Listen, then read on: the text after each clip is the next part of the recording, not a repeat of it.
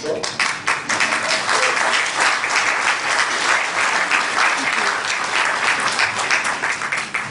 thank you, my two James. It's been this, every time I come here, since the first lecture I came, and, you know, this sort of puts me in the right mood, you know. But I'm very happy to be with you tonight. It's been a long time that I haven't been here, and really I feel at home being here, you know. So, but in the meantime, Marilyn accepted me as a member of the Toronto Dowsers, so now I have the honor, you know. Yeah.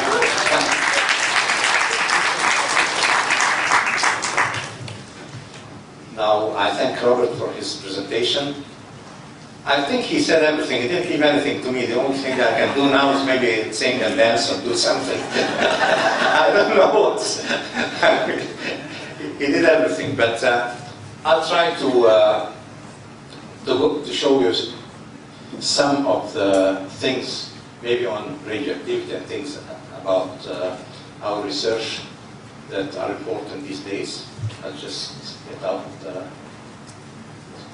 now he did all you'll find many slides that I had prepared, you know, he beat me to all of them, so I'll just go on, take off okay, that's the book that we were supposed to bring, but unfortunately Bill Paula, our colleague, who has the books in his apartment here, he's not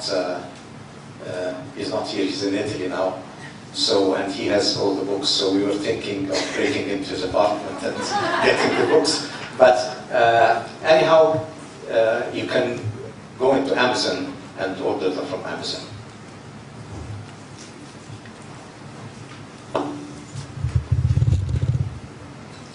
Here are basically some of the things I cover in the book. You find that we bridge the gap between science and spirituality because, you know, we've been living too long with a sort of a split personality, you know, between science and spirituality. And so this had a toll on us with the time, and unless we bridge this gap and have a unified worldview of everything, it affects us, it affects our health, it affects our outlook on life, it affects everything. So here we bridge this gap, and it's a sort of, we use the word geometric alchemy, because biogeometry is a much easier way of creating spiritual energy like they used to do in alchemy. Only in alchemy you would have to have a laboratory and stay for 40 days or even more doing alchemical experiments with metals and all that, until your energy got so strong and it was so full of gold that you resonated with the metals and created a small grain of gold, and that was your certificate to show, well, in biogeometry, it's the same thing, but instead of a chemical process, it's a geometrical process of achieving the gold, and it's a much quicker and much easier. And then here, the part on humanizing modern technology you'll find in the book, because I don't have to say much about that. Modern technology, it's ultimately at our expense. And if we don't do something to humanize it, actually this was put by an English marketing group, and they said the best thing was to express what biogeometry does is humanizing modern technology. Then we have work on harmonizing electromagnetic radiation. We have subtle energy secrets of the Great Pyramid. In the book, I analyzed a bit the Great Pyramid and did new energy research on it that hasn't been found before. And along with it, energy-based key to unlock the ancient sciences, and then the physics of quality. So these are the main topics you'll find in the book. Here I have a small introductory thing. It takes 60 seconds. No, wait, this is, I have to get this done. Well, it doesn't work, it's okay. Then no introduction to the book, no film. So, you know, from one computer to the other, from one thing to the other, they just, that's modern technology. You know, we're saying modern technology, so that's modern technology. Yeah, okay, no film. Okay, so today I was thinking of naming my talk the radioactive blessing, you know. Yeah, because, you know, once I get through with you, you'll know that radioactivity is a blessing. Because I'm going to show you research that shows how we can really sort of protect ourselves. I mean, we've done it on mice, and how we can protect mice from radioactivity using biogeometry. And biogeometry here means, as you've seen, as I was introduced, it's the sort of the amplified energy found in spiritual powers, like the BG3 concept. So that means here that the only antidote that has been proven through research, as I'll show you now, is actually BG3 is a spiritual aspect. So if the day comes that the technological hazard of radioactivity can only be counteracted by spirituality, then maybe there's a lesson to be learned here. Yeah, maybe, you know, we're like cells in the body of the earth. And we're supposed to, these cells, human beings, we're not just praying and doing spirituality, all that, just because we're the fantastic, the best species around. No, the earth sees us as we look at our immune cells or other cells in the body for the earth, we're not much more than that. So actually, what we are doing, this tuning into spiritual energy, might be actually one of the functions of us as cells in the body of the earth, is to create for the living being, which is the earth, is to create this connection, and so that in the universe, spiritual energy balances such forces like dark matter and things like that. So maybe we have a role to play here. So this radioactivity comes in, we awaken, it forces us to implement the only solution we have, which is actually go to spiritual energy as not something which is in belief systems, but as a true type of energy that we can use. And this is the only energy that will save us from radioactivity.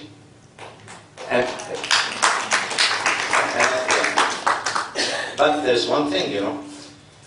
Now with radioactivity, the Earth first came electromagnetic radiation. And we're not learning.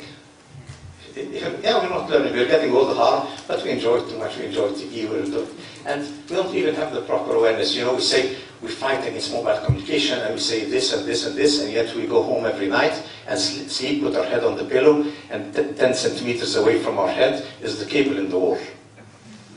And then it has the electromagnetic field of about 50 centimeters, and you plug your head into it every night. So you charge your phone, and you plug your head in. You plug your two most important glands here, the pineal and the pituitary. And then you wonder, you know, the pineal has not only melatonin for you to have a good sleep, which you're not having anyhow if you put your head there, but it's a tumor suppressor too. So you're inhibiting the tumor suppressing agent in your body. And then the other one, the pituitary, this is the sort of the conductor of the whole orchestra of hormones in your body. So people are getting today diabetes, they're getting prostate problems, they're getting I don't know what problems here, kidney problems and all that, just because the conductor there is playing the false music, because I mean, everything is muddled up there. So, you know, just by plugging your head in every night, you're getting all those problems, and then we go out and fight against electromagnetic radiation and this and this and this, you know. So this is a problem. And another thing with electromagnetic radiation, you see, and I'll get to that maybe a bit later. Now let's go to radioactivity. But what we didn't learn from electromagnetic radiation, we're supposed to learn a bit, have an awareness of and all that. But we're not learning. So, you know, the Earth is giving us a second slap with radioactivity. Now, if we don't shape up, you know, it's like a company. They slap you. You shape up and do your work well, okay. Otherwise, they fire you. Get another species in our place. Yeah, the universe thinks positive all the time. It has no time. I mean, it doesn't care whether we're convinced or not. Okay, so we go on. And here, I'm just bringing this one thing here, that when I did the project in Switzerland, the mobile communications, they came and they supported the theory that I was saying, how I worked, you know, when we said the physics of quality resonance between everything is in resonance with each other. So when I say, for example, that we have your current, your home current there, and then you have outside micro vibrations of whatever, 2.4 gigahertz or 1.9 gigahertz out there from any source. They could enter into resonance with each other because every wavelength, like a musical string, is in resonance with double or half its size. So you have all the things entering into resonance. So all of a sudden, if this is very evident on a musical instrument, and a string on a musical instrument is nothing but a wavelength. So that wavelengths are in resonance with double or half their size. It's very obvious. But when you tell an electronic engineer, if you tell him that there's resonance between what happens, let's say, your home system and what's outside there, I mean, you can't say that 50 Hz is in resonance with 2.4 gigahertz, I mean. But this idea that all things are in resonance, and then they create a background echo. This resonance creates a background echo. And this background echo is a harmful situation that harms us. So even if you take the source, the harmful source out, the echo is still there. The harm is still there. And this is, when I did the projects in Switzerland and they were successful, so Swisscom here came and said, well, they supported the theory because part of it was also to their benefit, because they said that he is the only person who managed to have this success, so we must support his theory of resonance between things. That means that they are part of the problem and not the whole problem. You see, that all modern technology is the problem. Well, this is, it makes it easier on them a bit. But this is showing that the official, I mean the Swiss government, the Swisscom is the Swiss government, and they come out, their engineers here, and they put the theory out, and they say, we support this theory now. Okay, we'll have a look at radioactivity research. Now, what we did here, I'll explain a bit of things like that because there's too much writing now, and so we want to go a bit quicker, so I'll say it in a few words, the whole thing. We have been doing lots of radioactivity research in the past 20 years in many projects, but they're mostly government projects, so we never wrote anything about them. But lately, I had a project with a master's student. I'm a professor of architecture, and I supervise postgraduate studies, doctor's degrees and masters. So one of the students was doing research on building materials. So we said, okay, we're going to take samples of most of the building materials on the market in Egypt.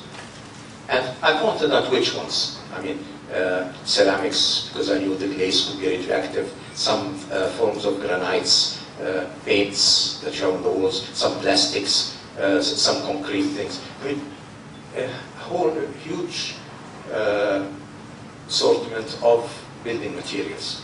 And we took those and we got them to the National Research Center in Egypt. First we did our own testing with the Geiger counter, but you know, your own testing will not count because the industry will kill you if they can. Yeah. So we took it to the National Research Center. They can't kill the National Research Center, it's too big. So we took it to the National Research Center. Yeah, I told the student, you know, it's a young girl. I told her, look, if you want the future in the university, if you want to become a professor one day and all that, then I'll tell you the safest way to do it, you know. So she went to the National Research Center, and they found that most of those building materials were highly radioactive. So we could be, it's just like electricity, you know. We're afraid of electromagnetic radiation, and we plug our head every night in there. Now, your home could be killing you, could be causing cancer just because of all the radioactivity in it. So maybe we should have a sort of tell the industry, especially the building industry, that whatever they sell should have some indication of the amount of radioactivity in the product, and make it by law that they cannot go higher than a certain thing.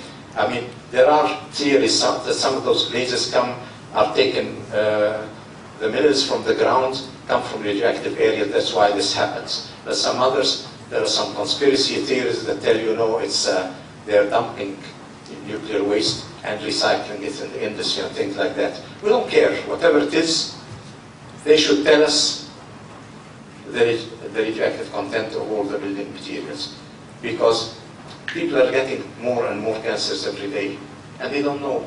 I mean, in their bathroom, in their kitchen, the paints on the walls, and all those things. So, measuring is one thing, but you have to show the people that it's really like that, you know. So, what we did, we went to the next step. We took those materials and built 3 houses, 3 small houses like that, about 2 feet by 2 feet, with those building materials. We built 3 of them and put mice in there, and then got 3 same-size cages, just cages without building, and put control mice in there, so that would be the control group. And then we built, in another room, we built 3 other houses with radioactive materials, but we put in the same space outside the houses, we put a BioGeometry shape. We didn't use a complex BioGeometry shape. We just used one of our simple cubes, like the ones you see there, a small BioGeometry. We put it there, and we saw straight away that after 2 weeks, the mice in the first group had like golf balls coming out of their bodies like that. The lymphatic system was swelling for all those mice. You could see it. You didn't need to do any analysis. Now, after 8 weeks, they killed them, analyzed the tissues. Of course, the first group was completely damaged. I have with me here just slides from 3 organs. I got to slice from kidneys, from lungs, and from liver, to show they were damaged. The control group, of course, was normal. And the good thing is that the BioGeometry group was normal. So this shows you that we can actually protect ourselves using BioGeometry from, because you could protect yourself actually theoretically by prayer, but you have to be praying 24 hours a day, 24/7. Yeah, you'll be doing nothing, but you'll be alive doing nothing, you know. So what I'm going to do now is, instead of going through all the reports, I just explain them quickly, and okay, so instead of explaining all that, so this would be a group here, you see. This is the control rat. You see, it shows you here. It shows you here some of the problems. Here, it also shows here problems. And then you go ordinary rat. All those are from the ordinary rats. I'll go to the next one and show you. See, here it tells it, the bio one rat showing the portrait track that appear more or less like the normal one here. So you will find that the bio ones are like normal one. And these are bio rats, these were the ones in the radioactive areas, you see. So it's good doing that because when speaking to the industry, you have to put hard facts in front of their eyes. You can't. And then we changed a bit the concept of the whole research. We were not saying we are proving that building materials are radioactive in your homes. No. We turned it around a bit and saying we are using biogeometry to protect ourselves in our homes. So it looks more positive and doesn't make anybody angry. But see, and then you will find the same thing when here's the liver. See, you'll find the same thing, say, appear normal. That it goes for all of them. You're going to find the same thing. I don't want to spend too much time on it, but and then we go into the second group. You see, and it's always the same thing again. See, always when you come to the ordinary inflammation and hemorrhagic areas in the test, and then the bio 2 rat is more or less like the normal ones. So it's again repeating itself, the same thing with every organ. It's again repeating itself that way, you see. Now here, I mean, anybody who wants to go into detail and all that, I'm leaving that here with Robert and all that, so anybody who wants copies, where if anybody is interested in studying the whole report and seeing what's written in it and all that, it's available. We haven't published it yet because we are at a stage now where the National Research Center wants to publish it. But my student, this is her work, and it's for her master's degree. If it gets published, she can't have her master's degree. She has to have her master's degree first, and then they can think of publishing it. And then besides, when we asked for all those testing, they did the first part for free, but for that she paid. So I told them, if you made her pay, you can't publish it. She has to publish it. In both cases, I mean, I'm getting the credit, so it doesn't matter, but it's her MA. Yeah, it's her MA at the end. Here, Robert showed you this picture, but it's just that showing that biogeometry is an alternative to radiation. I mean, if we can use biogeometry to increase shelf life, alternative to radiation.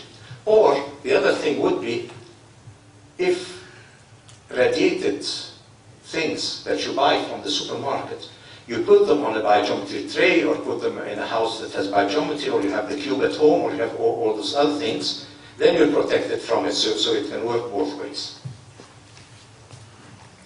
Okay, with electromagnetic radiation, I thought I'd show you something a bit more different here. And this is an experiment done with cars, you know, so I'll show you, I'll go straight away to the car, yes. So it's this racing driver, and here's the car. Now, you know that in your car, in a normal car, if you have a nice upscale car, then you have about 180 electromotors in the car hidden inside there. And inside your seat, you have about 18 electromotors. Imagine you're sitting nicely over 18 electromotors and going your way, and they're working the whole day, you know. They cover from your knees to your chest. So all the organs are gone there. So even, I mean, a car that's not an upscale car will have at least over 100 of those electromotors. So your car is a very, very dangerous electromagnetic environment. Your trains are like that. The airplane is like that. When I go on an airplane, I never ask for a window seat. I said aisle seat. Because I've worked on when I worked on the airplanes, I worked on them before they were finished with. If you take off the cladding from the wall and you see all what's behind it, you'd never sit there and put your head like that at all. So, and they wonder, you know, they tell me, you don't want window? No, I want aisle seat. You know, and when I go with my wife, I say aisle, no window. So, now, he came with a very complex request, this young man. He said, when I sit in a Formula 1 car, the first moment I sit in the car, I want to have an immediate effect of BioGeometry, I don't care about the effect that comes after 5 minutes, 10 minutes, or no, I want the first immediate effect, because he told me that we have something that's called the first curve advantage. That's in the racing language.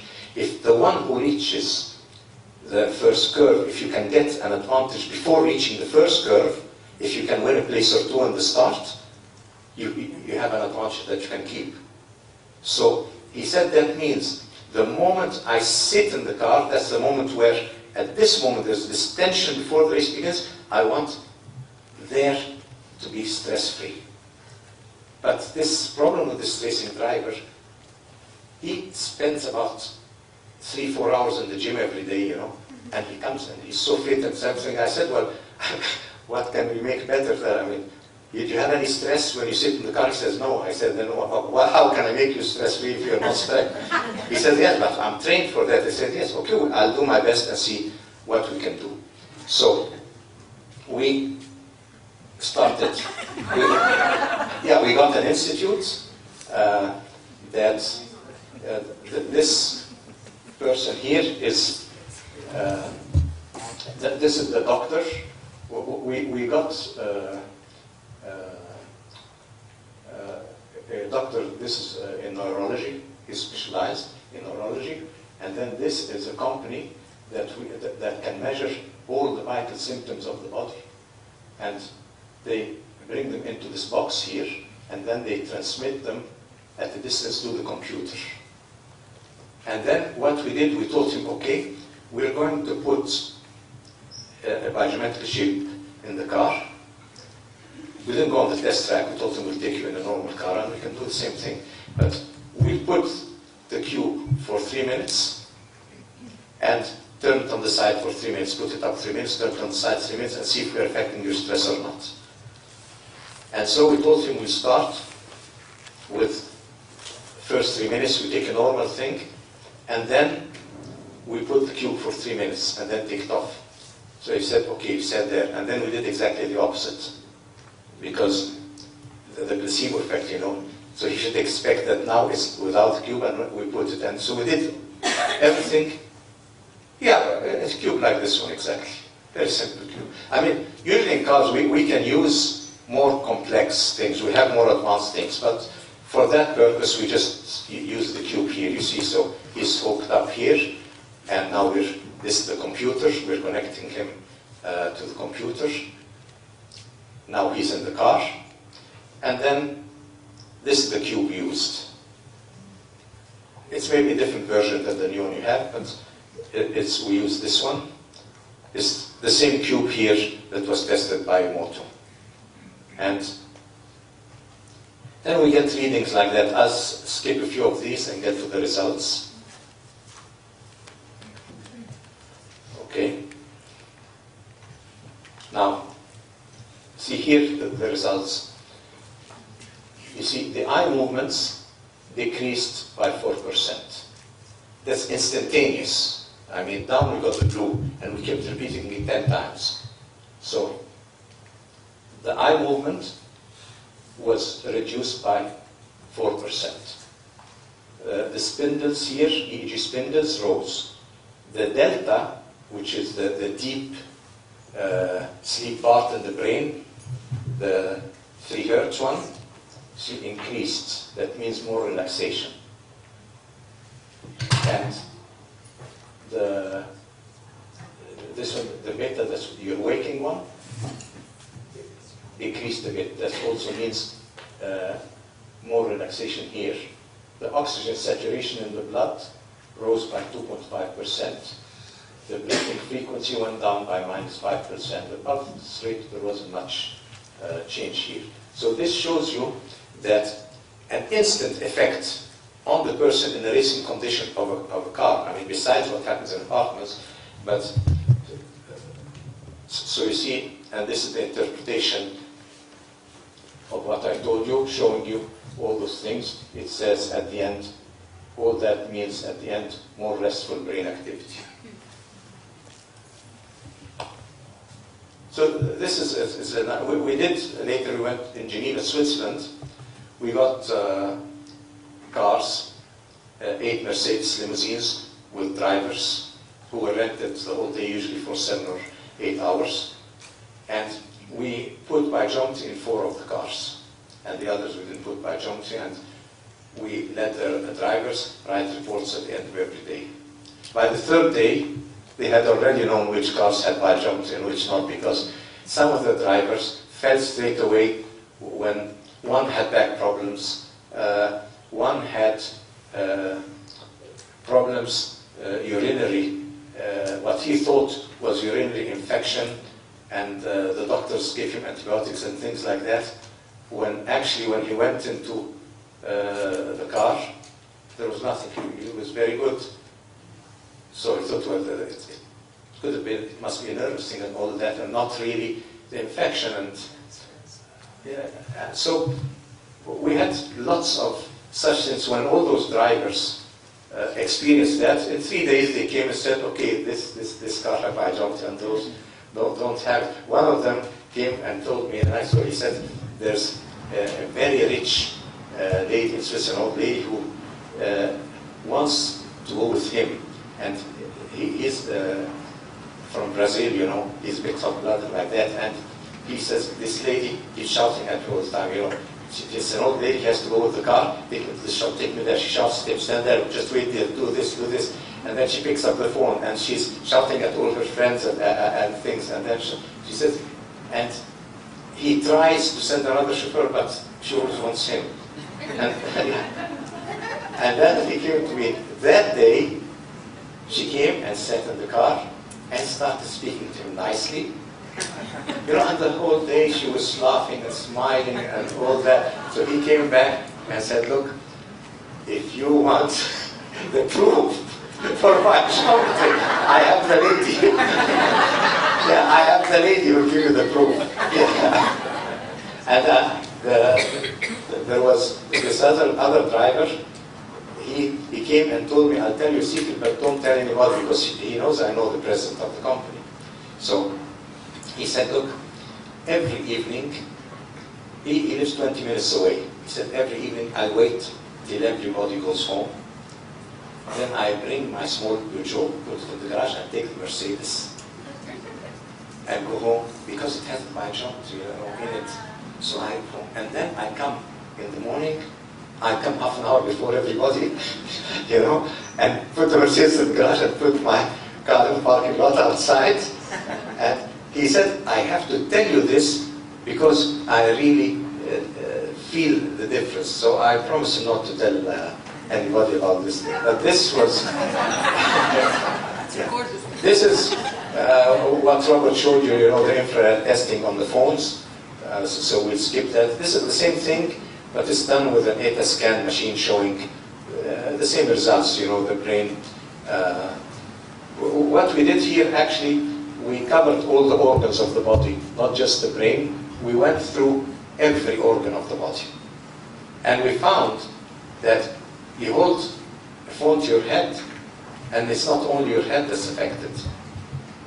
You see, you could have your suprarenals affected, you could have many parts of your body. The heart is affected, the stomach is affected. So here, this is an example showing you, see all the black spots here have turned here, yellow here, that shows the effect. So this is just using another device called ETA scan. Now in the Swiss project, I will go quickly to one thing. You know, it's good. Robert covered everything for me, you know. Okay, we will just come to the results here. Here, this is supposed to be a quality of life assessment, not a medical project, just a quality of life, because those people were complaining about many things. At the end, the cows that were infertile and had stillbirths and all that were having normal births, so that was a good thing. The bats came back. I mean, one day I go there in the morning, and they're so happy, everybody's happy. The bats are back, the bats are back. And I tell them, oh, what's so nice about that? I mean, yeah, what's so nice about bats? And they said, no, for the Swiss people, for the farmer, they say the bat is an indication that everything, because it's the most sensitive, the bat is very sensitive to any radiation. So if the bats go away, that means there's something wrong. When the bats are back, then everything's okay. And then the bats, they protect them from some insects and mice and things, other things like that. So, and then they have another animal called the marder. The marder is, it looks like a raccoon like that, like a small animal like that. And they're a big nuisance, They come and eat any plastic pipes or something like that. So they go under the car, and in the morning, you come out in the car, and you have no brakes. Yeah, because they eat them up with things like that. And so it's always a big problem with the marders. But the day the marders came back, they were very happy. Yeah, they said the marders are back. I said to one of them, of course, because you're the garage owner, so it's good business when the marders are back. No, but they tell me, it's not about that. It says, we have our life back. We have the quality of life back. One of the ladies there, she's 64, her husband was 72 at the time, and they were going to divorce. And after that, after we did our work, everything came okay with them. So she came in front of Swiss TV when they were looking at it, and she looked at her husband and said, "Look, you always said it was me. Now you know it was the electricity and not me." And things like that were happening every day. But here, you see, in a quality of life project, what you do is we take all the symptoms in a general way, add them together, and we categorize them according to severity. Because we are looking at how that symptom is affecting your life. Because it's a quality of life thing. So irrelevant of what it is it affecting you, not affecting at all? Is it mild? Is it moderate? Is it severe? So here, these are the symptoms. See, the free of symptoms were so much. The mild symptoms were so much. The moderate, so much. And the severe symptoms were like that. Now, after we installed our things, and that is 2 years later, actually this happened a week afterwards, it turned that way, but 2 years later it was still sustained. So here you see the free went from that to that. This is the free of symptoms. Here, see the mild, the moderate, and so this shows you this happening to a population. I mean, the doctor here who did that, she's called Dr. Yvonne Gili. She's in the Swiss Parliament, and she's the one who did that. And we were in a conference lately, and I told her, please comment. Do you have any comment to do, Dr. Gili? I introduced her. She's the one who did this. She came up and said, look, you make me see things, I analyze them and say them, and I report them. But that doesn't mean that I know your methods or convinced by your methods. Or I can say that you cured these people. Okay, I know that. You cured the whole area, but don't. I don't know how, and don't tell me how, because for me as a doctor, I can't, there's no way for me to understand. Imagine there was a lady there. She had 3 children, and one I think was 6, 8, and 10 at the time. The 3 had epilepsy. And the 3 had each 5 fits a day. So when we went with Swisscom, with the government, this lady came up and she started screaming and shouting and all that.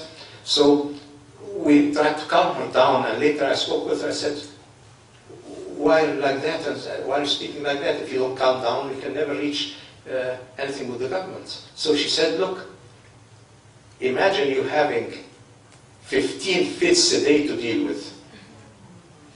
So my 3 children are lost. They take so many medicines every day. They're finished. They can't think, they can't go to school, they can't play, they can't do all that.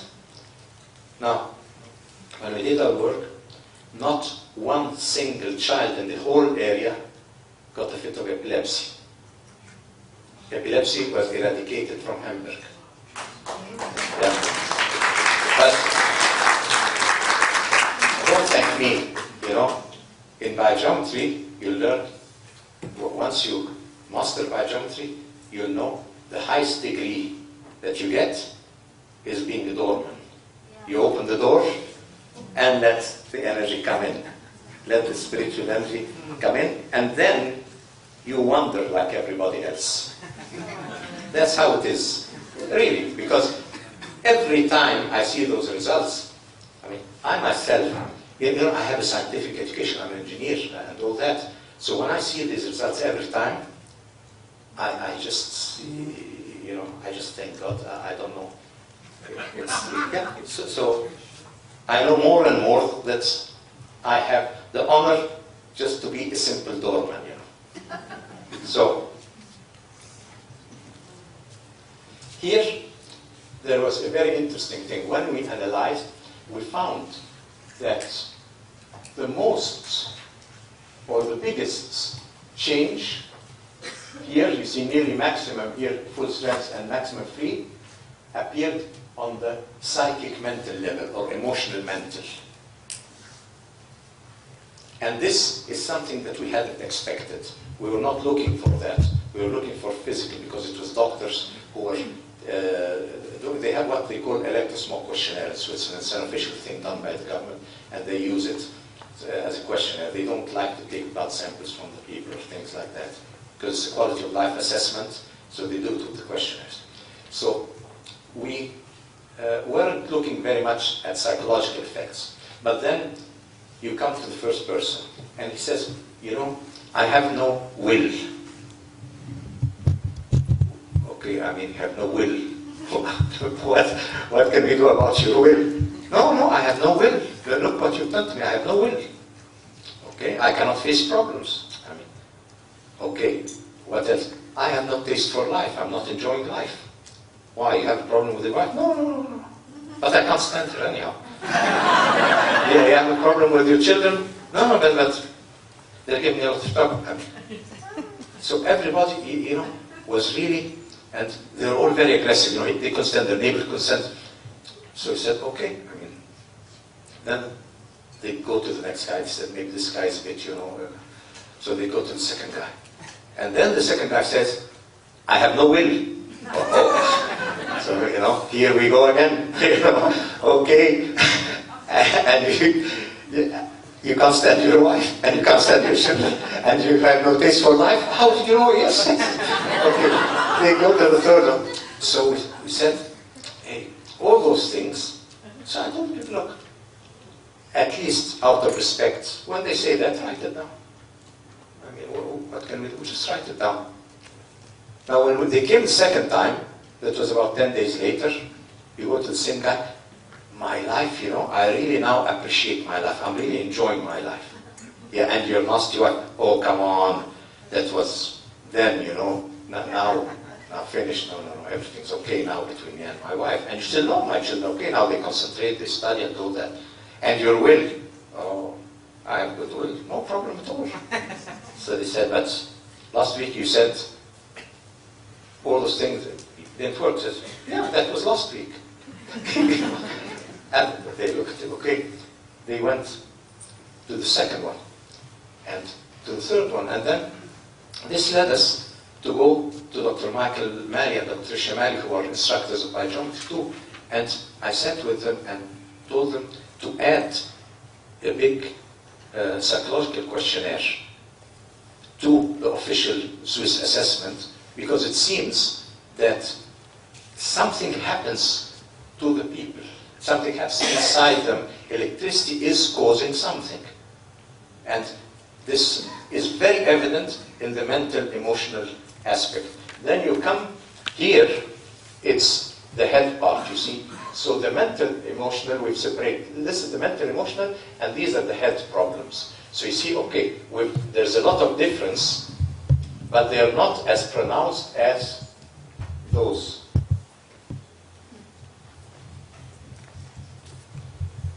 Okay, I'm showing you in big. This is the general one, okay?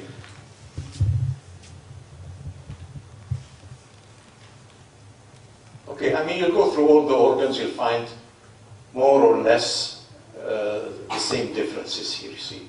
Some of the organs are more, some are less. Now, this is, of course, the sheet with the details here, what were the complaints actually, because if we want to know how did they do all those graphs and all that, then we go here to the actual problems that we have here. But you have very interesting things here that I didn't really understand. Maybe because I'm not a doctor or something. But somebody, they complain, for example, that hair loss, and now the hair is better. Or dandruff, and now no dandruff. You know, for me, I mean, I'm thinking, well, I don't know. Am I here for your dandruff? I don't know why did you bring me all the way to Switzerland? Yeah, and there are some other things. For example, there are sometimes we had one or two cases that had infertility problems, and the two women got children.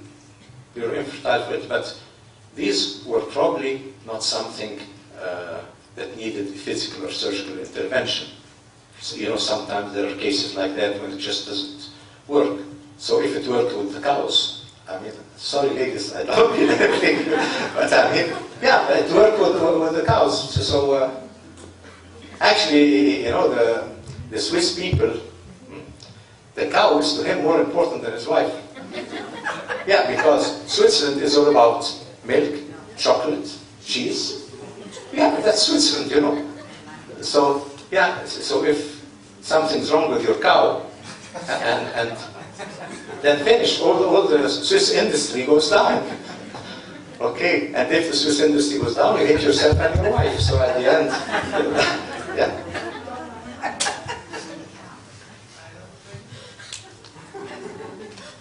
Okay, so now we just go here at the television. They say Karim aus dem Wunderland. That means Karim from Wonderland is from the land of magic or something like that. Because you know, after I did all those results, before I did them, okay, it was the Doctor of Science from the ETH Zurich and all that. That's where I come from, university there, and they say he's Egyptian, but he's one of our scientists. But after I got those results, oh, Karim from the land of magic, you know, yeah, we know those Egyptians, you know, and things like that. These are some of the things in the newspaper that came out. We'll just skip all that. Here are some of the things I used in the church tower. You see here, I used a CD. I put CD here.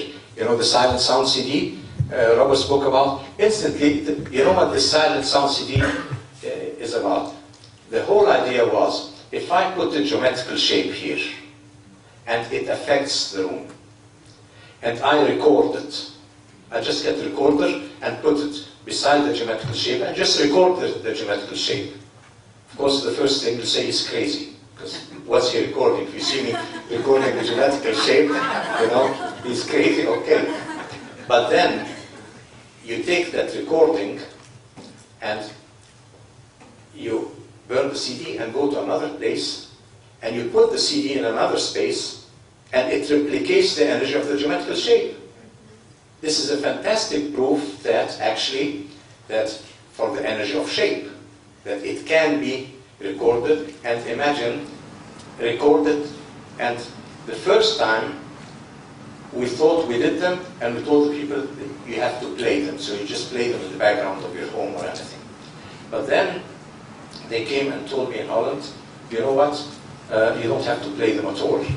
So I said, why? They said, look, there's a farmer, and we were doing a project there, and we gave him the CD to play for the cows that have some hoof disease. And his player wasn't working.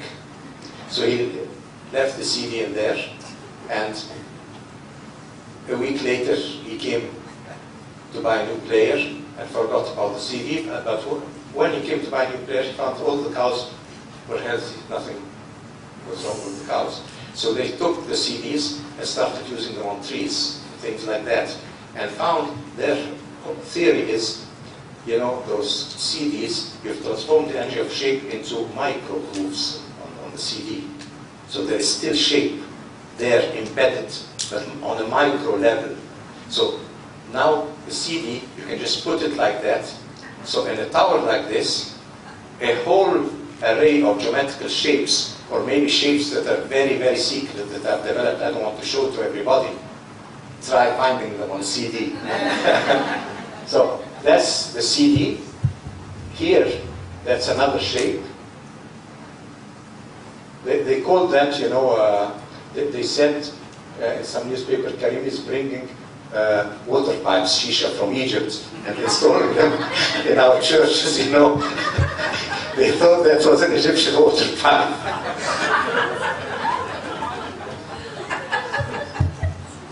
Okay, we're doing some adjustments to the shapes here. Here you see some of the shapes on the windows here, that we have some very distant emitters and some army raiders and things like that. So while they were adjusting all their things, we were aiming at them, you know, with our own artillery here. And this is what Robert showed you, developing of those things on a special shape.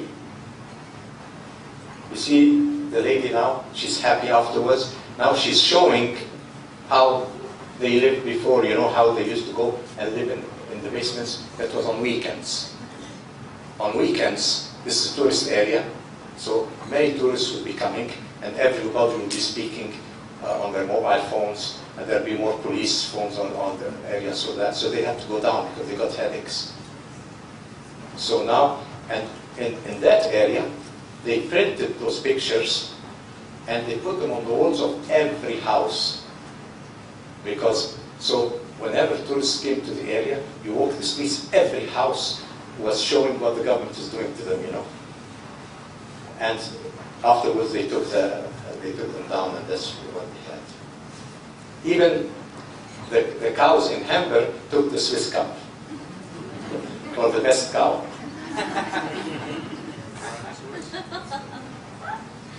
Here, the government, after they're thanking the people of Hamburg, this is the German text, and this is the translation in English, and they're thanking me because they approved 5 million for the research on electrosmog in Switzerland due to the success of this project. These are some projects too. These are shapes. Afterwards, instead of putting the shapes on mobile towers, Swisscom and the government there told me, look, when you put the shapes on the mobile towers, we risk having somebody think that mobile radiation is harmful, and you are correcting it. Not that we are distributing this harmonizing energy. So instead of using the mobile radiation to carry the power of the shapes, why don't you use the electromagnetic lines of the Earth to do that? So then nobody could point at us. So we were doing that, since many years, that was a solution we had for the royal camps in the Middle East, where the kings and all that would go and have the royal camps in the desert. And those royal camps, although it's a desert and it's a lot of sand up there, but if you dig under it, you'll find cables and wires and everything, you know, and connected to, I don't know, everything in the world was hidden under the sand. And when you put your tent on it, I mean, you couldn't sit in the tent, there was so much electricity. So we use things like that in the desert, we plant them underground. So in the second area in Switzerland, we used 12 of those shapes in 12 tubes in one central area, and we did the whole city with the whole valley under it, an area of a radius of about 10 kilometers, with just 12 of those shapes on one central spot. Here you see that's how we go, and that we take the helicopter, we go to the remote camps, and then we put them in the ground. Then here's some other projects. Here we're working on ships, and here there's a nice story in this ship. We took this royal ship and we were working on it, and then the ship was passing at the end of the Red Sea, going out into the ocean, and then at night they cause it belongs to a king, so I mean it has nobody in it. It was just a big crew and everything. It was a new ship coming from Germany, and we were working on it, and all of a sudden we hear pirate alert, pirate alert. So we said, there are no pirates nowadays. We're in the 20th century. But at that time, you know, it's the area near Somalia there where they, but at that time, they hadn't taken a single ship yet. So when they said pirate alert, you know, what pirate alert? Are they joking here? And lucky, at that time, they started, you know, putting protection things, water hoses and things to hit at those people, and then they were taking everything serious, and we didn't know what was happening. And then we looked at CNN, and we were lucky that day that we were passing, that they had taken, 2 days ahead, they had taken a French ship, and the Air Force, the French Air Force, was attacking the pirates on land, and they were fleeing on land. So they had no time for us, you know. So we just passed nicely. But you know, it came as a surprise, you know, I mean, telling you now, pirate alert, you know. And this is when we work on aircraft. You see, this is how it looks. This is how your window seat looks. So now you can decide for yourself. Now these are the tests Robert showed you here. Now this is very important. When we work with brain tracers, we call them like EEG. Now we noticed one thing. We noticed that when you are on any harmful grid line, or when you go in an electromagnetic field or radioactivity or things like that, something happens in your brain waves. The portion of 3 hertz, the one, you know, that's your deep sleep, your relaxation, gets reduced. And the portion of 7 hertz, you know, that's the alpha 1, your connection to the Schumann waves, to the earth and all that, gets reduced. So actually what happens, the disturbance of your body, is you're losing your connections to the earth, you know, the energy circulations on you and all that. Now once we put the biogeometry shape, effect of the different shapes, see which one will bring the brain waves to normal. Now, that's the biogeometry bottle. The bottle is here, so what I would suggest that now after I finish, you can all put water in it and drink from this bottle, and you'll experience it, or just take a drop and put it on your face. This company came and asked me to design the bottle, mineral water bottle, at the same time to work on, to find the well, that on the right spot for the well, and then to work on the plant, you know, the whole electrical thing, so that they produce what they call easy-spy water. But as a company, this is a company that works according to anthroposophical methods of Rudolstein and all that, so they would do it only in glass. So they did this big 1-liter bottle in glass. Now I'm thinking of producing this bottle here, maybe in ½ liter size or so, in metal, so that everybody can carry it with him, you know. And you can use it for so many things. You can put juice in it or anything, the water in it. You can put it on your skin, or on whatever creams you use, or whatever juices, or on your hair, or whatever. It's fantastic. You know, if you have a headache, just put a few drops on your head. You can try it, you know. After I finish, you can try it here. Here's the production. You see, here's with milk. You see the difference?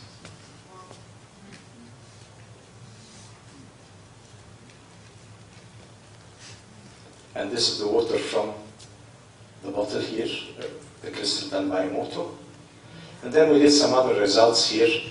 You can see here, okay, in this test, what we did, we didn't let the person drink the water. No, we just gave him the bottle in his hand. Because, you know, if we test you and then you're drinking an amount of water, we're changing the parameters of the test. Your body has now more water content.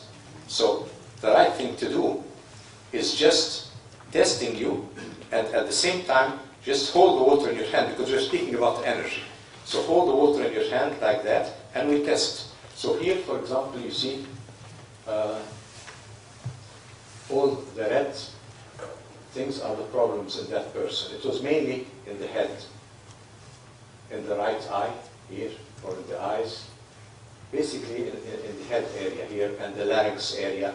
So probably this person, probably some kind of a flu or something. And then here, when they hold the bottle in the hand, see, everything turns to green straight away. And this is an instantaneous test. I mean, this is not, you know, we don't have at our office the possibility to keep, we are not a medical institution that we keep following people for a long time. What we do is we do the tests for our research. So for example, the person sits, I give a bottle in their hand, I see if there's no difference, or if it doesn't correct everything, we take it back to the drawing board. And we work space. So all those tests are actually geared for us during the design phase. Okay, these are all tests with the bottles, so they will all show here, for example, this showed the colon here, with 15% strengthening of energetic reactions, and like that. This is all the organs of the body have been tested also that way. Then here we have, lately we've done some designs in BioGeometry, some like the bottle. We did some furniture, and I'll show you. I hope this film works, because the way this computer is behaving, I don't think I'll be able to show you this, but let's see, we'll try it this time. So now here, this is what happened here was my daughter Laila. She is the organizer of the biggest Egyptian fair for furniture, and she was responsible for the whole thing. So every night she comes home at 1 o'clock at night, and she's really tired working the whole day with all the people who bring their things and coming to display and all that. And so she comes to me a couple of months ahead, and she comes at 1 o'clock at night, and I'm sitting there in front of the TV, and I find Laila coming in with a mug, you know, with tea. And she says, "Here, Father, here's a cup of tea." So I said, "That's nice." It doesn't happen every day, you know. What do you want exactly? No, nothing. Nothing. How are you? Well, I'm fine. You know, when you were young, before you went into really doing town planning and architecture and all this stuff, you like to draw a lot, you know, design little things. You know, a designer designs everything. So I said, yes, why? I mean, why the question? She says, oh, I have a sketchbook here that my sister isn't using. Do you like it? I said, well, yeah, it's nice. I took it and put it here. She said, no, I mean, look. Now I'll tell you something. I said, what? I have this exhibition and I'm bringing the top designers in the world. Now, it would be a perfect thing if you make me the first BioGeometry chair in the world and you put it in the exhibition. All I want from you is a chair. So I said, okay, we can think about it. We sat for an hour, I did some sketches and things like that. And then she said, you know what? With the chair, of course, comes a lecture too. You have to explain your chair. So I said, okay, comes a lecture too.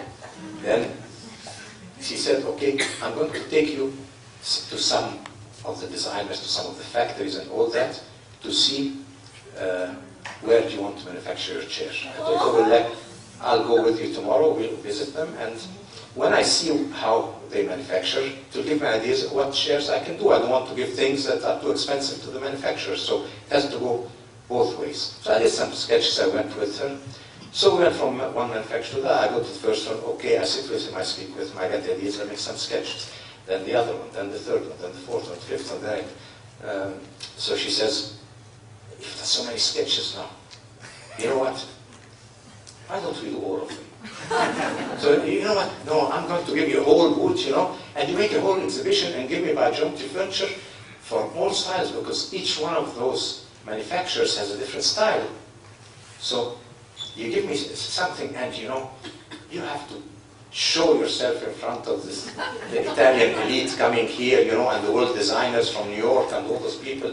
You have to show yourself. So I tell her, okay. So I did that. I did the chairs, and she comes to me and she says, aren't you happy that I made you design? Because designers, you enjoy sketching and drawing and designing. I said, I'm very happy, okay, but so we did it and it was very successful. But the problem is with, this is Robert's computer. And when, oh, this one has Egyptian music. You can go with, yeah. Yeah, keep it live, you know, you don't have to. The secretary, you know, she was trying learning Windows Movie Maker. So she said, I'll try playing with the text and think and make you something, and she sent it to me.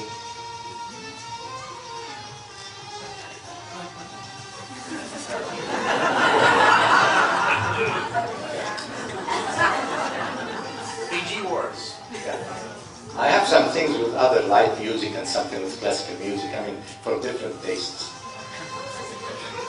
This is called a flow chair, you know. This is the longest one-piece plywood like that that I bent together to make a chair. You see, it starts here, goes like this, and like this in one piece, you see. Like this, like this, like this, and like this. One piece of plywood. So this is the flow chair. It's the longest piece of plywood. Actually, I broke the machine of the manufacturer because the mold had to be too big for the machine, and when he pressed it, we busted the thing, but I got the form. Yeah. That's why he won't give me a second one very soon. Now this one is designed according to BioGeometry principles and having a sort of an Egyptian air about it, but I did it in such a way as to use angles in the chair to give the BioGeometry effect, because each one of those chairs has to be rigorously tested and tested with different people who have different kinds of ailments to make sure that they work. Here. I bent it like this. Is the first chair in the world where Corian has been used as a structural material. And then the BioGeometry aspect of the chair takes away the harmful effect of the plastic of the Corian itself. This is a table. From every angle it looks a bit different. These are. So every one of those things, they have one, I mean, there are certain criteria with this furniture. Now, talk about the individual ones? yeah, and now we can go back to the slideshow.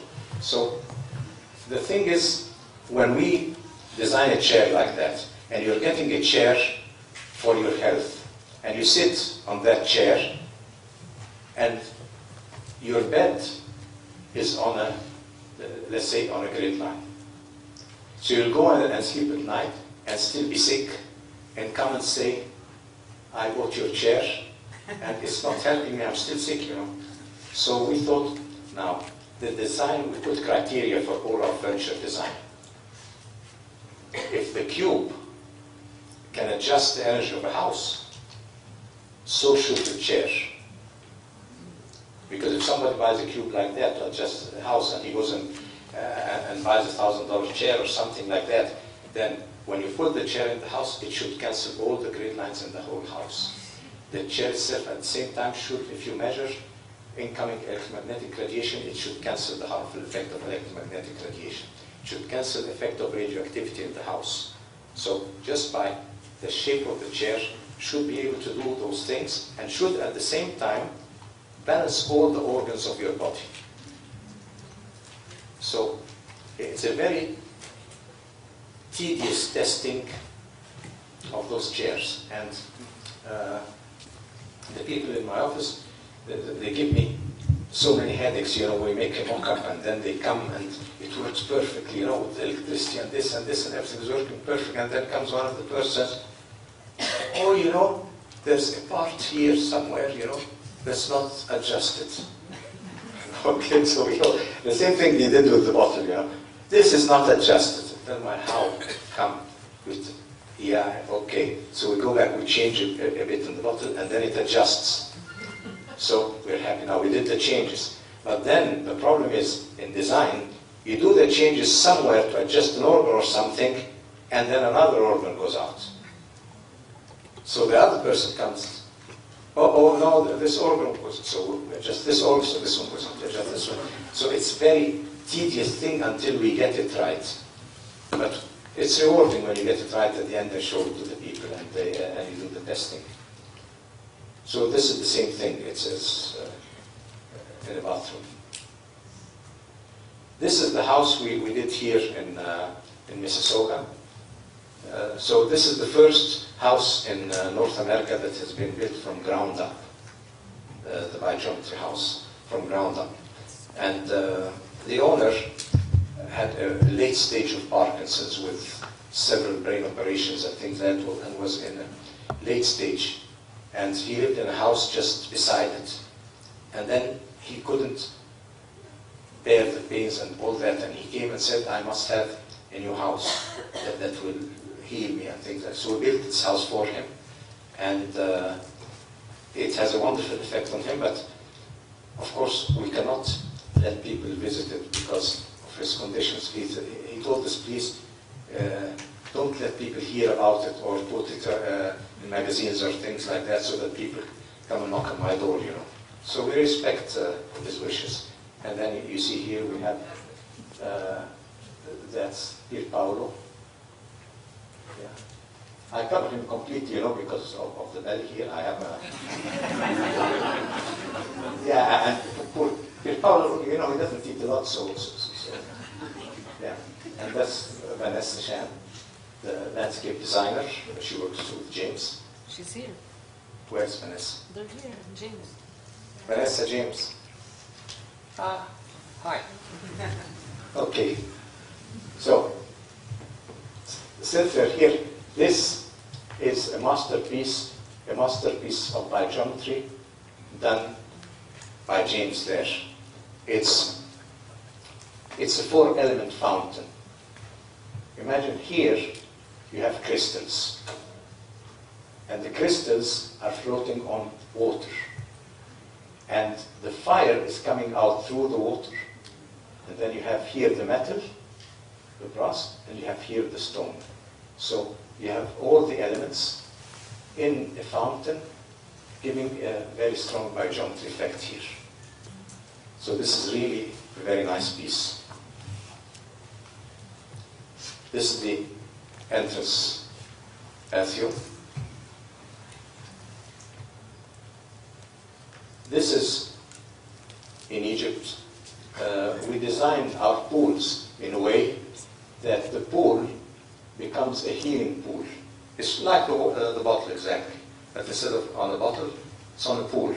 So this is just the shape of the pool and the jacuzzi here and all that, and you have a healing pool.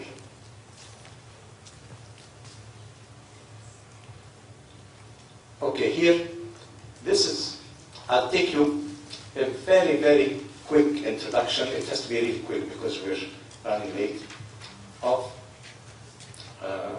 how to shapes. When people say energy of shape, I mean, how can a shape have energy? How does it work? Or how can we affect electromagnetic radiation? How can we affect all that? Now, everything that moves creates waves, like that. The boat, when it moves, creates waves. But these are not electromagnetic waves. These are actually just what we call compression waves. So, compression waves are the basic background waves in the universe. Our whole technology is geared at electromagnetic radiation. We think that electromagnetic radiation is the beginning and end of everything, and we don't really study or give a lot of importance to other types of waves, compression waves. We only know compression waves in sound and things like that, sound or aerodynamics, but not much more. And when the other countries like the Russians speak about torsion waves, or people speak about scalar waves, we think that this is very futuristic, advanced physics and all that. But in reality, when thinking about chip, this is the easiest, most fundamental thing is when anything moves. When I move my hand like that, I create compression waves here. So it's that simple. So we did in Asheville, that was last year, at the end of last year, in November, we did a workshop, an advanced workshop, where we played with compression waves without expensive labs of everything, just with a pencil and paper in your hand, and you can do all kinds, create compression waves, or just move your hand or move your foot and everything, because compression waves are the basis in nature. For example, we think that the Big Bang, when creation started, we always look for the first radiation as electromagnetic radiation. But in reality, when it goes like this, it's not any bang will create a compression wave. First thing, that's logic. Then come electromagnetic radiation. So a compression wave is like an inaudible sound. And if compression waves from the beginning of nature have all the attributes that we see later in creation, then these first compression waves should be labeled as compression waves, as sound. Then maybe when the different scriptures speak about in the beginning was the Word, then it's more scientific than in the beginning was the Big Bang. Yeah, because in the beginning was not, the Big Bang creates a sound wave, an inaudible sound wave in the beginning. So there's a background carpet everywhere of sound waves. And how you interact with sound waves, not like electromagnetic waves, sound waves, we know from as architects, designers of theaters and all that, we interact with them through shape, because they're sound waves. So the energy of shape depends on the sound waves in the background. So, you see, if we take, instead of the boat, we put an electromagnetic wave, then there's not much difference. Okay, the electromagnetic wave is going like that, it has a field around it, okay, all what we know. But if it moves, then it will still create compression waves. You see? So some people will tell you, okay, there's a high tension cable here, and I live a mile away, but I feel it's affecting me. and then you measure, you say, no, once you're beyond, let's say 200 meters or something like that, it's very weak, the field is very weak, it can't be affecting you. Yes, because this field, once you avoid it, it's not affecting you, but these ripples of compression waves, they'll come and get you wherever. Very far away, they can come a few kilometers. And that is the real carrier of electrosmog. That's the real harm coming from electromagnetic radiation. And then if I put a shape here and affect the quality of those waves here, so I will not change that, but I'll change the effect on the person. Because many people think that how can I change the effect of radiation or electromagnetic waves on a person without taking away the source? That's the difficult thing to understand. Now, any motion like that, you know, motion will create turbulences like this. The motion could be any type of motion. The turbulences are always compression waves, are always longitudinal waves. And so here, when you go up like that, even if this is electromagnetic radiation, it will still create longitudinal waves. Now, Leonardo da Vinci showed that in a bucket, that you can turn a bucket in a way, and he turned it in two different ways. One way that the waves, they accelerate towards the center, and another way that they accelerate towards outside, showing that compression waves or non-electromagnetic waves in general, or we call them sometimes longitudinal waves, do not have a constant speed. That means they can be, theoretically, they can go much faster than light even. So, why are we interested there? Because this three-dimensional thing, I'll just go quickly. You know the phenomena of resonance, when I told you that resonance, every string resonates with double and half its size. That means actually by the law of resonance, I can get information, because resonance means information exchange. So I can get information from 0 to infinity, so my perception or my senses could only be just 1 centimeter within this area, but with the law of resonance, all this becomes at my disposal.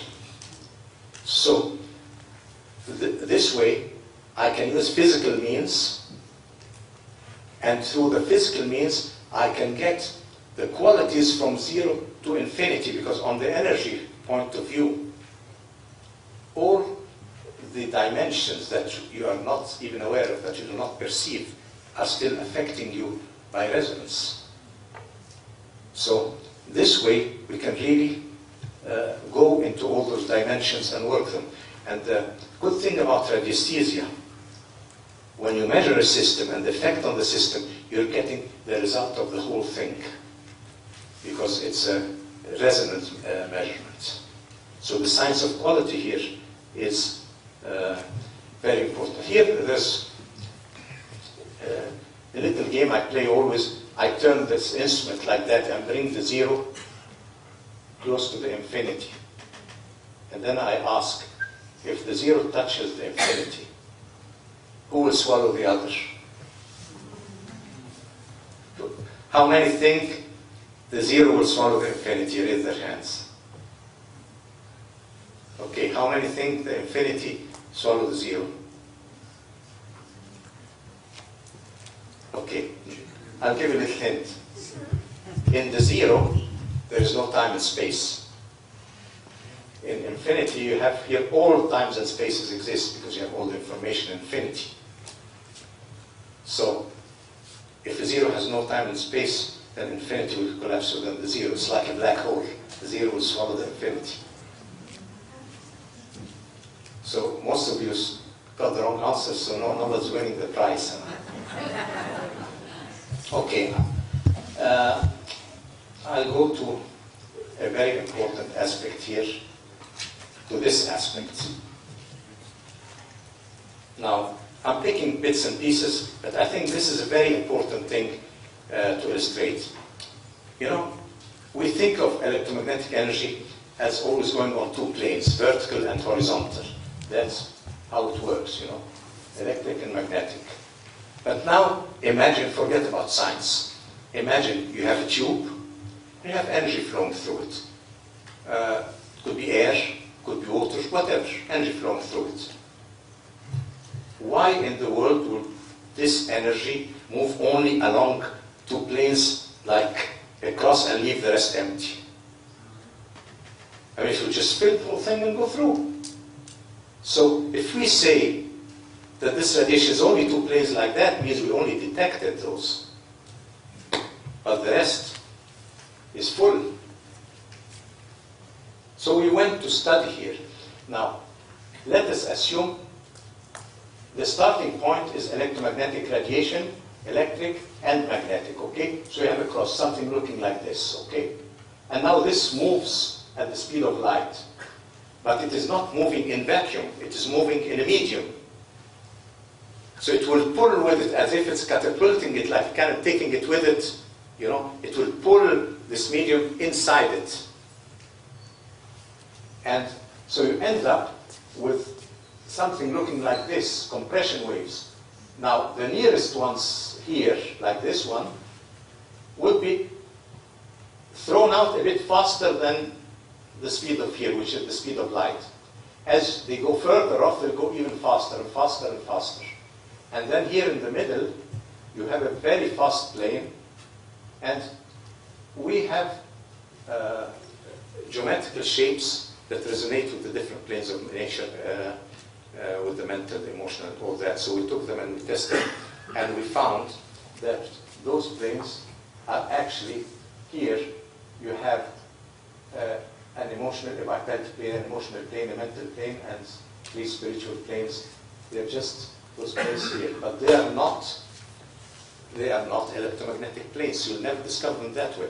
They are compression waves, like sound waves, inaudible sound waves going very quickly.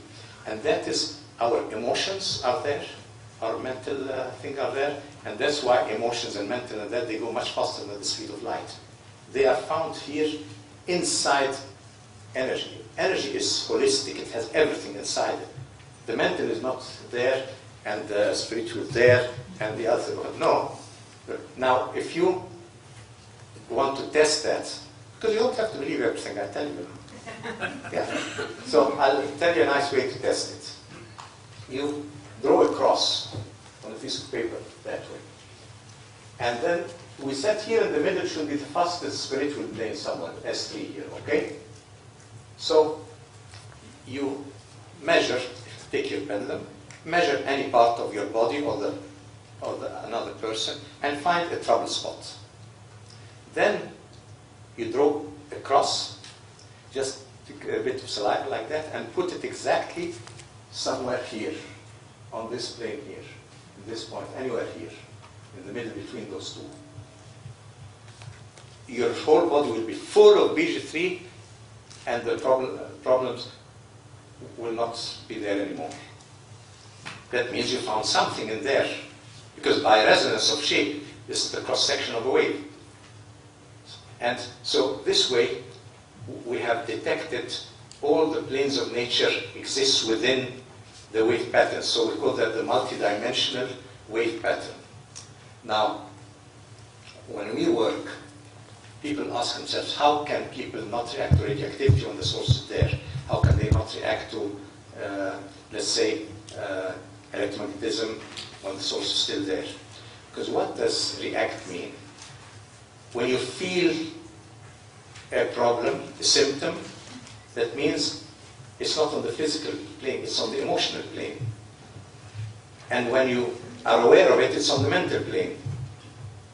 So if we have shapes that can harmonize those higher planes, because problems are always psychosomatic, you know, if we can harmonize the higher planes, then all of a sudden, the physical doesn't have a problem, because the problem's on the emotional and the awareness, so it is on the mental.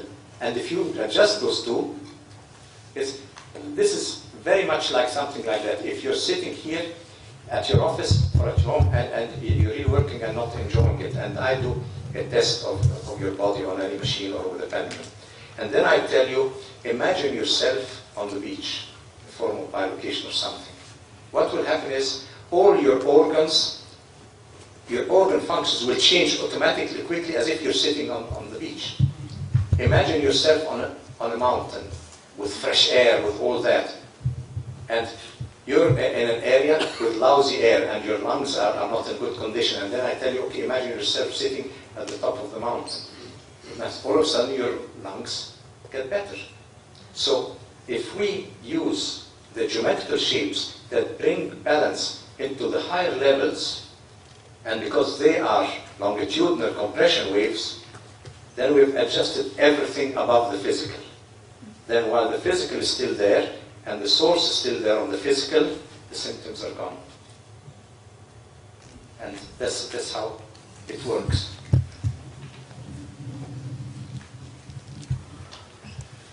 Okay, I'll go quickly now. These are the shapes to resonate with the different planes. Now, I'll go here. This I showed you. Yeah, because we're getting late, so I'm going to end up with one thing. Now, here, when we draw a line, here, any line that you draw, I think you had an exercise on this once after the course we did, that you draw any line, even with the computer, then I can measure in the beginning of the line. I'll always know where it began and where it's ended, because in the beginning I'll find ultraviolet vibration, and at the end I'll find infrared vibration of any line. So I'll always know how the line ended. Even if you print it, you change it to do it, I'll always know. But then, what's more important, if this is the beginning of the line, go further beyond the beginning. And somewhere here, you will get a spiritual center. That means everything here emanates from there, from a spiritual center. And you can find that. And that here you'll find the gold.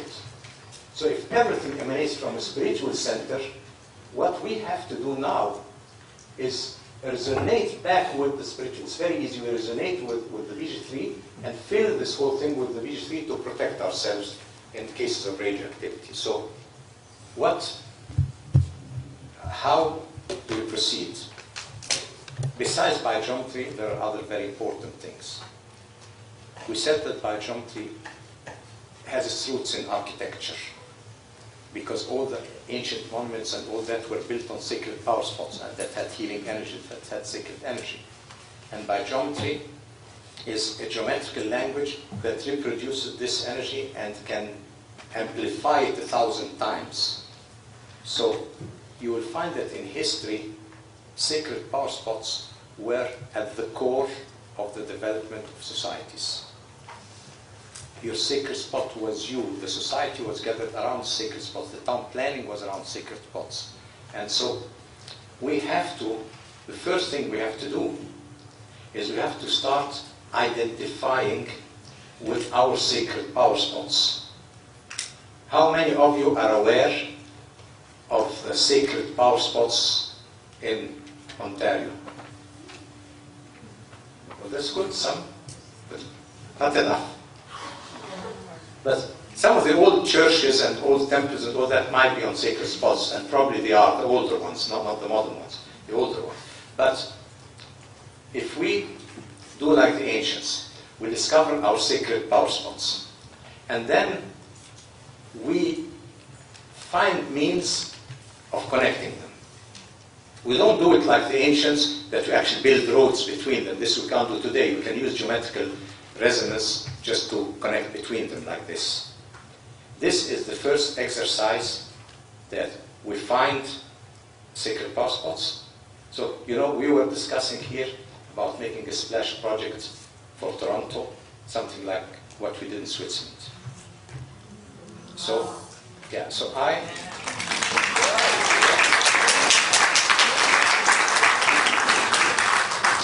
I'm thinking of if I do it alone, it's too easy for you. Now I want to give you some homework. You know? So the homework you do is you adjust your pendulums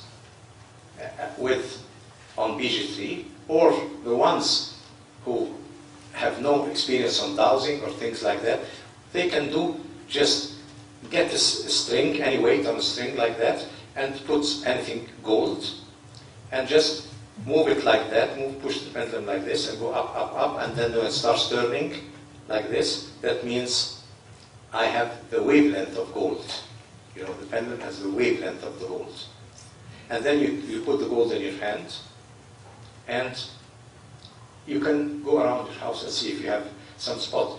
A very easy way of doing it is going on a Google map, and go with the pendulum on the Google map like that. You print the Google map, and you'll find spots on the Google map that emanate the gold. You mark those spots. Once we marked all the spots in the area, we find a way of making resonance between them. And then we have the basic pattern of Toronto or of all Ontario now linked, like the ancients used to do in very ancient times. So at least, why I'm telling you, you have to work with me on that, because it's about your awareness about your own sacred power spots. See? Okay. I can do the same exercise, and when I connect with all those power spots, they'll all be in my heart, they'll be mine. Okay. So, you are part of that too. So, first we get all the power spots, and that would be the first thing. And then let's have a quick look about our connection to the power spots. Like the ancients, they used to mark the power spots with menhirs or with dolmens, and like you see this picture in Egypt, through the different places, a power spot of any community is beyond all religions and beyond all beliefs. Whenever religions change, beliefs change, the power spot says it will change identity, a new kind of building will come on it, you dig under it 10 meters, you find an ancient temple, you find an ancient thing, but power spots of humanity stay power spots for thousands and thousands of years, because it's the heart of society. So here you see an example. This is an ancient temple in Luxor. And then here is a church, a very old church from the beginning of Christianity, in the first maybe 100 years. You find on the same spot. And then here, there's a mosque on the same spot. So you say, I mean, why should those people build, and you see here there's another one just beside it, you know, squeezing with them in there. So why should they keep all the things on the same spot? Because the important thing is not the building, the important thing is the sacred power spot, the spiritual energy. Because if you want the chakras of your body to work in harmony, then you have to harmonize the chakras of the earth first. And these are your sacred power spots. If you don't do that, those will not work. They have to work together. So this will be our exercise, you know. These are examples how the ancients used to do it from very ancient times, like the pyramids, for example, or the arches and all that. People now are excited by the pyramids of Egypt. When were they built? When was that? When was that? When was that? All that is looking at the material. The more important than the pyramid is the pyramid plateau itself, because it could have been a place of worship. Those areas, those three spots, could have been a place of worship 100,000 years ago, before even pyramids were built. So when you go there, look for the spiritual energy, and not those places will always have maybe some sacred lakes or something. Here we discovered in Egypt one of the wells of Moses, when Moses took the Israelites. People say when he took them out of Egypt, actually he never went out of Egypt, you know, because he was an Egyptian and he moved from one part in Egypt to the other, because Sinai was in Egypt. So we'll go quickly now because we're running late. I'll show you one. See how the old ancient buildings are built like this in Rome, and baptism is based on the water coming from the sacred power spots. Now we go, I'm jumping quickly like that. Otherwise, we'll spend the night here. Okay, now, to end this thing, I'm going to show you something very interesting. The old cities, when the old knowledge was lost, some of it stayed in symbolic form with Freemasons, Rosicrucians, and things like that. Not as a science per se, but in a symbolic form. But combine those people with the Dowsers at the time. The Dowsers were, for example, the Jesuit priests in the monasteries and all that. Get those to work with those, which they probably did. The Dowsers showed them the sacred power spots. The Masons did the designs like Washington, Paris, and Cairo. They're done by the same people nearly at the same time, all those things. So I thought, okay, let's go to the plan of Cairo, the original one, and see the power spot. If the Tahrir Square, where the revolution was centered, if this was a power spot or not. Because in ancient times, many of the revolutions, the peaceful ones, start in the temple. So, because they will be endowed with some spiritual blessing and things like that. So I searched here, go a bit further and see here, the Great Pyramid, on the same line as Tahrir Square. And then the other line here would go to the mosques here, and there's another line going here like that, going into Coptic Egypt. So in this line going down here, like this, you'll find here the old churches, and you'll find the now underground, but the little apartment like that where the Holy Family lived when they were in Egypt. So we have all those, you can go visit them and all that. So they're on those lines. Now, going more into it, see how many multiple power spots are in this Tahrir Square. This is the main square, this is the main bridge, but see all those, basically 4 power spots, or 3 major ones here at the center. Now this, when the revolution started, the Egyptian revolution took a very, very peaceful way. You feel that something was different there. And so we go like that, you see. Okay, I'll give you a few pictures of the revolution before we end up. So, in the 25th of January, the people went there, took permission from the government, and stayed there. And it was very peaceful. They had their wives, they had their children, they had orchestras playing music, and they had everything. So it was a kind of demonstration, really more a festive manner like that, with the permission from the government. They stayed there. And they didn't want to talk with the president or the government or anything. All they wanted to do was to have re-elections in the parliament, because they were rigged and all those. So they were asking for some rights, some democratic rights. So they stayed overnight, and next day they stayed, they didn't go.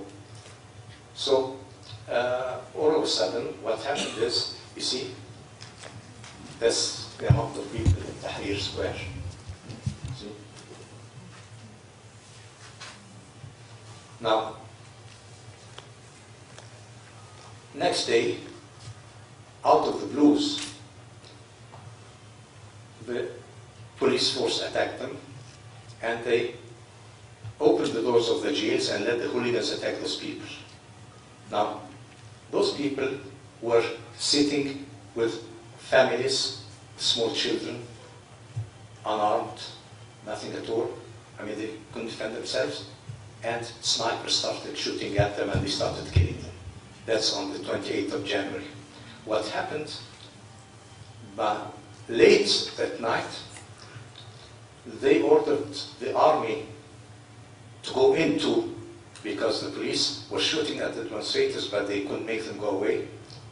So they asked the army to go in. Now, the army, when they saw that the innocents were being killed, so they went and stood there protecting the place. To a point that some of the police snipers shot some of the army officers between the eyes from the rooftops, so that when an officer is shot, his colleagues beside him would automatically open fire on demonstrators, which didn't happen. Strangely enough, didn't happen. So we go here, you see, the police is coming, and the demonstrators are going with posters. Just, we're showing them, I mean, we're peaceful, you know. But still, then they attack them, they send people with cameras and shooting and things like that. See, which ended up in martyrs. The moment that happened, it was so stupid from the government, because the moment that happened, 50 years of regime in Egypt, you know, the 3 different presidents, Nasser, Sadat, were toppled in one moment. Sometimes one mistake is the end. The people in Tahrir Square became tenfold, and people just stood there saying, we won't move until everybody goes out, the president, the government, everybody goes out, because they're shot the innocent people. So, you see, but how was the reaction? You'd expect now people there to start getting aggressive, attacking buildings, attacking the government and all that. No, what happens? The reaction is, you see, a guy sits like that, just telling the people about Mark, the killer, you know. So in a very peaceful way. And this is me with one of the people there. Their only weapon were posters. You know, they were writing posters. And the nice thing, most of the posters were very funny. How can you make a revolution when all the posters are funny? Yeah, it shows you, it's a very strange spirit. I was there every night, that's why I tell you, the secret passport was doing something. So you see here, this was one of the students at university. He came to me, and he has this, it says, freedom is behind Egypt revolution. And